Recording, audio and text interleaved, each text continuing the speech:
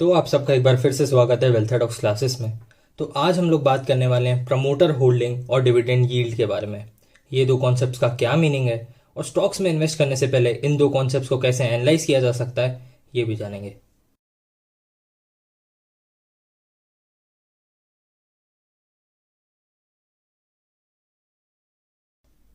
तो सबसे पहले बात करते हैं प्रमोटर होल्डिंग के बारे में।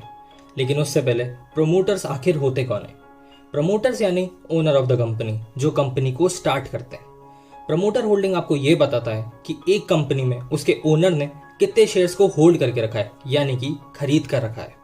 प्रमोटर होल्डिंग्स की मदद से आप ये अंदाजा लगा सकते हैं कि प्रमोटर को अपनी कंपनी पे कितना ज्यादा भरोसा है। यूजुअली प्रमोटर होल्डिंग 30 to 40% की अच्छी मानी जाती है, लेकिन ये फिगर कोई बेंचमार्क या कंपल्शन नहीं है। स्टॉक्स में इन्वेस्ट करने से पहले प्रमोटर होल्डिंग को कंपेयर करना, एनालाइज करना एक बहुत इंपॉर्टेंट फैक्टर बन जाता है। चलिए इसे समझते हैं एक एग्जांपल से। एक कंपनी ए है जिसकी प्रमोटर होल्डिंग है 40%, यानी कि अगर उस कंपनी के 100 शेयर हैं तो 40 शेयर्स आर विद प्रमोटर्स। दूसरी तरफ एक कंपनी बी है जिसकी प्रमोटर होल्डिंग भी है 40%। तो अब आप ये कैसे डिसाइड करेंगे कि on the basis of promoter holding कौन सी कंपनी को सिलेक्ट किया जाए? तो ऐसे केस में आप लोग प्रायर डेटा को देखेंगे। जैसे 2018 में कंपनी ए की प्रमोटर होल्डिंग थी अराउंड 35% और अब वो बढ़ के हो गई है 40%। इसका मतलब प्रमोटर ने अपनी कंपनी के और शेयर को मार्केट से खरीदा है, यानी प्रमोटर को अभी भी अपनी कंपनी में ग्रोथ प्रोस्पेक्ट दिखाई देते हैं। On the other hand company B की प्रमोटर होल्डिंग थी अराउंड 45-46% और अब वो गिर के हो गई है 40%। इसका मतलब प्रमोटर अपनी होल्डिंग्स को लिक्विडेट कर रहा है, यानी कि मार्केट में बेच रहा है। इसके रीजंस बहुत सिंपल है।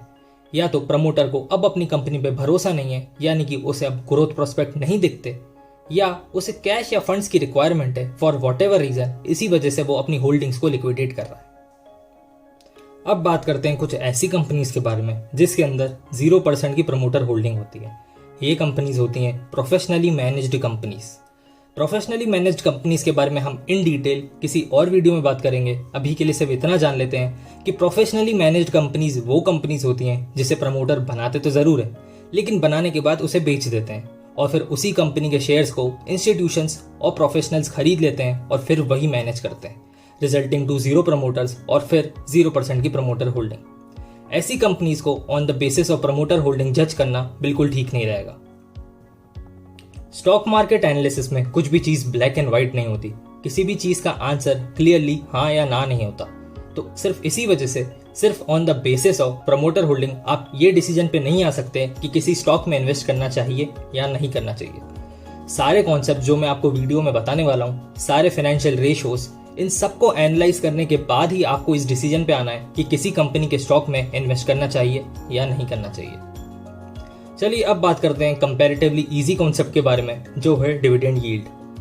डिविडेंड का सिंपल मीनिंग है कि एक कंपनी अपने प्रॉफिट्स का कितना हिस्सा अपने शेयर होल्डर्स में बांटती है और इसी चीज को मेजर करता है dividend yield. Usually dividend yield very करता है डिफरेंट कंपनीज में, लेकिन 2 to 6% का डिविडेंड यील्ड अच्छा माना जाता है। अब आप ये सोच रहे होंगे कि अगर किसी कंपनी का डिविडेंड यील्ड मोर देन 6% है तो इसका मतलब कंपनी ज्यादा डिविडेंड देती है, इसका मतलब मुझे ज्यादा रिटर्न मिलेगा, तो ये कंपनी अच्छी है और मुझे इस कंपनी में इन्वेस्ट कर देना चाहिए। लेकिन ये केस हमेशा ट्रू नहीं होता। इसे समझते हैं एक एग्जांपल से। कोल इंडिया लिमिटेड, ये वो कंपनी है जो इंडिया में कोल माइनिंग को संभालती है। अब इस चीज को आप समझिए। कोल इंडिया लिमिटेड को अगले साल कोई नया प्रोडक्ट लॉन्च नहीं करना, अपने कोल की मार्केटिंग या एडवर्टाइजिंग नहीं करनी। इसी वजह से कंपनी के पास एक्सेस कैश बच जाता है और फिर कंपनी सोचती है ये एक्सेस कैश खुद के पास रखने से अच्छा क्यों ना हम इसे शेयर होल्डर्स में बांट दें।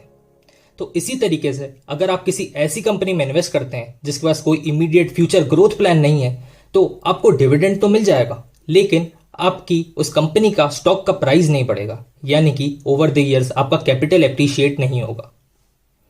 तो आई होप आपको डिविडेंड यील्ड और प्रमोटर होल्डिंग समझ आ गया होगा और एक बेसिक नॉलेज आ गया होगा कि कैसे स्टॉक्स में इन्वेस्ट करने से पहले कॉन्सेप्ट्स को एनालाइज किया जा सकता है। तो मिलते हैं अपनी नेक्स्ट वीडियो में कुछ ऐसे ही कॉन्सेप्ट्स और ऐसे ही एनालिसिस के साथ।